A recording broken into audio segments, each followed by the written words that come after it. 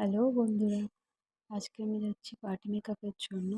আসলে কয়েক মাস আগে বাজে একটা এক্সপিরিয়েন্স হয়েছিল, তো ভাবিনি যে আর কখনো মেকআপ করবো। তো যাই হোক, সব বলে আবার শুরু করলাম।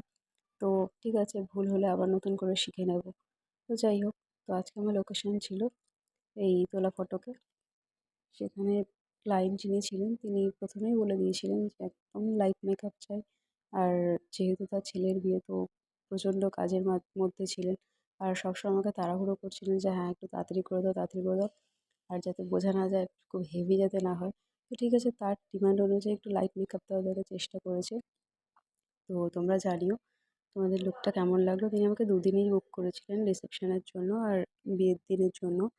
তো এটা ছিল তার বিয়ের দিনের লুক। যেহেতু দূরে যাবে জার্নি করে, তার জন্য বললো একদমই ছিমছামভাবে শাড়ি পরিয়ে দাও। তো চেষ্টা করেছি তার ডিমান্ড রাখার। তোমরা জানিও তোমাদের কেমন লাগলো।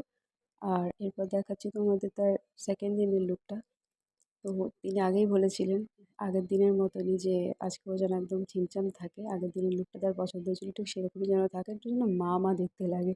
তো তেমনই চেষ্টা করেছি। তো তোমরা জানিও তোমাদের এই লুকটা কেমন লাগলো।